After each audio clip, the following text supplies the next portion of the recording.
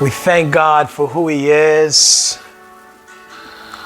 for His power, and just for being awesome and amazing and gracious. Quiet my soul. There's so much noise in the world.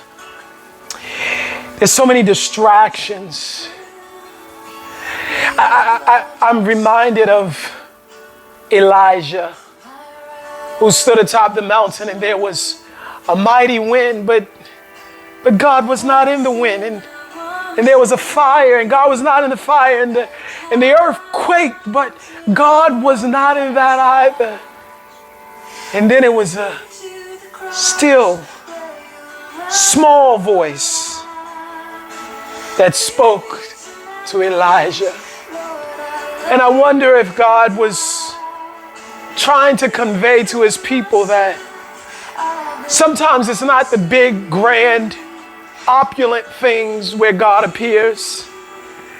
Sometimes it's not the noisy, cataclysmic moments of our lives that are really the most transformative, but it is in the place of stillness, of quiet, of peace.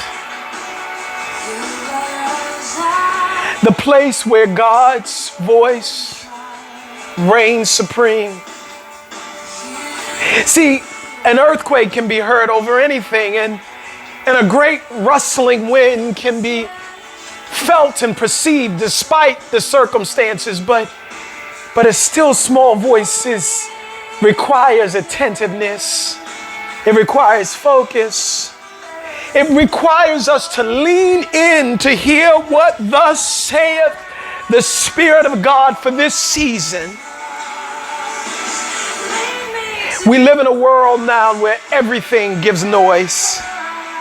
The television, the phone, your watch is probably buzzing as we speak, with a call, with a text, with a notification from social media. And so we find ourselves often surrounded by so much noise that we never get lost in the voice of God.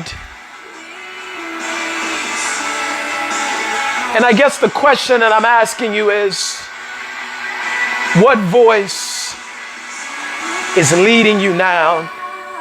What voice is leading your life?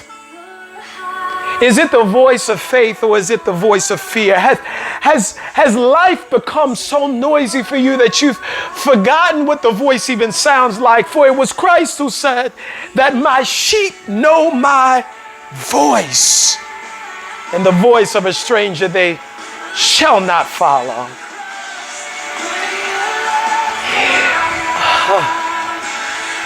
The voice of God leads to peace, leads to safety,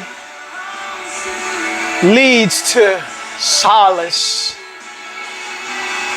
And I fear we have entered a world where there are so many voices leading us to so many places that we've forgotten the voice of the one who called us before the foundation of the world, who called us before we were in our mother's womb, who called us before we had an earthly agenda, who called us before we had plans. For it is written that many are the plans in the heart of a man, but it is the purpose of God that will stand.